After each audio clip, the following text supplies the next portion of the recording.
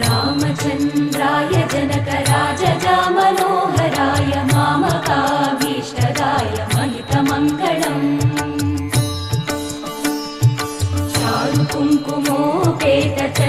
चारुकुङ्कुमोपेतचन्दनानुचर्चिताय हारकटकशोभिताय भूरिमङ्गलम्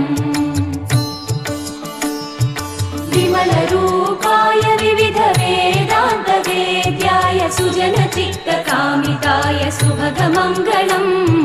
रामदासमृदुलहृदय तामरसनिवासाय स्वामि भद्रगिरिवराय दिव्यमङ्गलम्